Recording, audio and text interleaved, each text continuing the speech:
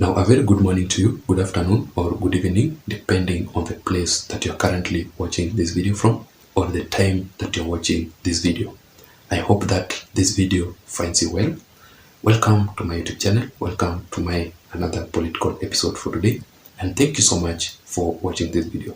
But if you're new on this platform, or maybe you have been watching my videos all along, yet you haven't subscribed, I'm just requesting you to please take a second or two to subscribe to my YouTube channel and give this video a like, because if you do that, YouTube will automatically recommend this video to reach out to others so that we can grow together. You can also press the notification bell so that you may be able to automatically receive the notifications updates from YouTube itself immediately I post a video on this channel. Otherwise, to my returning subscribers, I really want to appreciate you for your continued support.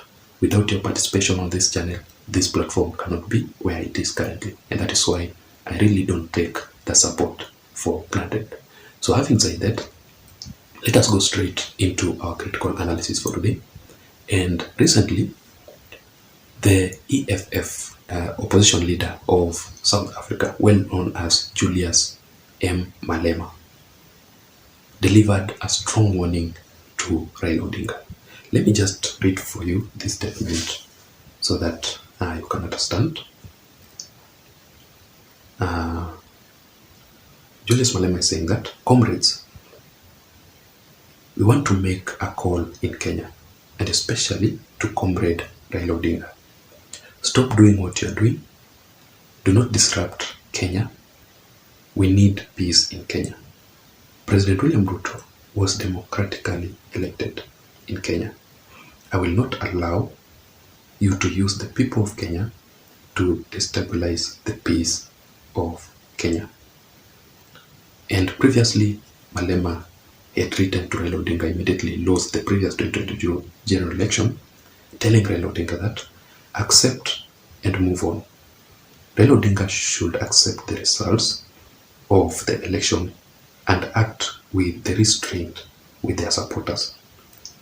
It should never be in the name of any presidential candidate. Kenyans must love their country more than individuals.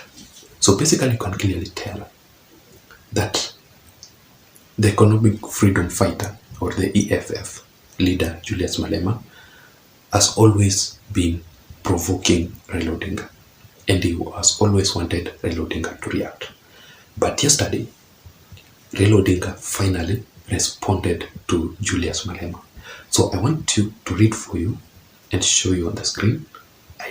I think that you can zoom in, because I just want to read for you so that to understand how Raila Odinga responded to Julius Malema. So Raila Odinga is saying that. Let me just read for you. Now, this statement was released by the ODM party, which says that open letter to comrade Julius Malema, 30th of July 2023, says, my attention has been drawn to comments by the leader of South Africa's economic freedom fighter party, comrade Julius Malema, asking Kenya's Azimio coalition and ODM party leader, His Excellency Right Honorable Raila Odinga, to stop the protests and stop disrupting Kenya, adding that he will not allow Honorable Raila Odinga to disrupt the peace here in Kenya. It is clear that Comrade Malema, watching Kenya from a distance, is not familiar with the delicate socio-political faults lies in our nation, and makes the faulty assumption that his approach in fighting injustices in South Africa can be replaced here, or can be replicated here. If he was seized of the facts, you will know that Kenya is largely a dictatorship,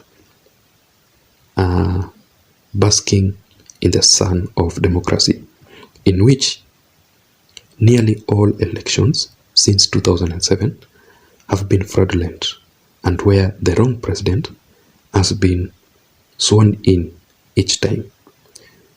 It is it is far cry from South Africa's strong multi-party democracy, where we have witnessed the ruling party even recalls presidents and end their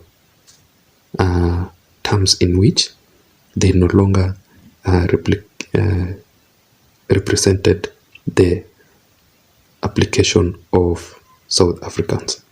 Proceeds to say that, more importantly, Comrade Malema's EFF provides itself a far left movement for the economic emancipation of South Africans from decades of oppression. Logically, the EFF has more in common with our Azimio coalition and or the Orange Democratic Movement than with the current far-right and oppressive regime in Kenya. Indeed, if Comrade Malema had bothered to look beyond the Kenya Kwanza's regime propaganda, he would know that the recent protests in Kenya were against the high taxes, rising cost of living, and the government refusing to listen to the people. I have no doubt that if Malema was in Kenya and his Red Army would have joined us in their numbers on the streets, similar to what they recently did in South Africa. I finally says that I draw Comrade Malema's attention to the history of liberation in Africa, in which when the African National Congress fought for democratic apartheid regime, most of Africa without equivocation stood with the liberation heroes of the African National Congress. Today, neocolonialism perpetuated by dictators who were never in the liberation struggle in ravaging Africa. It behoves modern day liberation forces to speak with one voice against new apartheid and colonialism practiced by our own black rulers. Finally, Comrade Malema enjoys the enviable luxury of living a country where all post-apartheid presidents have come from the ranks of liberation. We have Nelson Mandela, we have Thabo Mbeki, we have Jacob Zuma, and Cyril Ramaphosa are all inspiration figures in the freedom movement in our continent. I am certain that if Comrade Malema lived in a nation perennially led by collaborators and former home guards, thieves, and liars who not only steal elections at will, but send police to shoot unarmed civilians in a reenaction of South Africans' own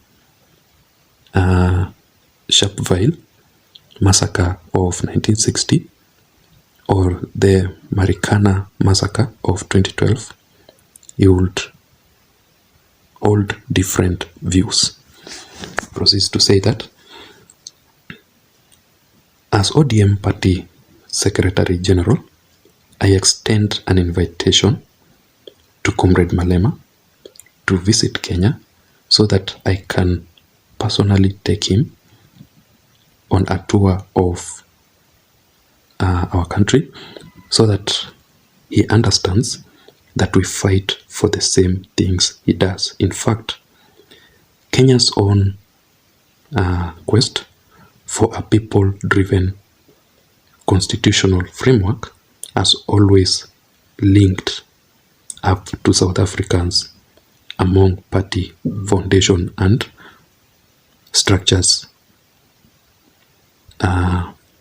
over oppressive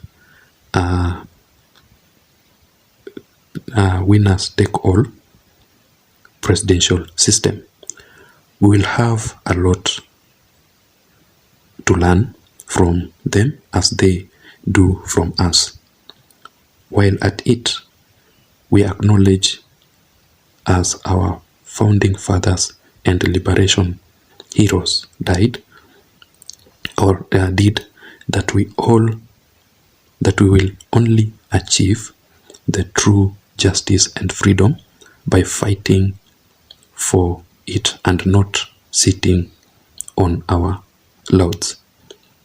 That is what Comrade Malema is doing in South Africa, and that is what we are doing in Kenya. Edwin Sifuna, MP, Secretary General, ODM movement. So that is basically how Raila Odinga has answered Julius Malema concerning his issues raised. Thank you so much for listening. Thank you so much for watching. Until next time, my name is Jason. Bye bye, but please don't forget to subscribe to my channel.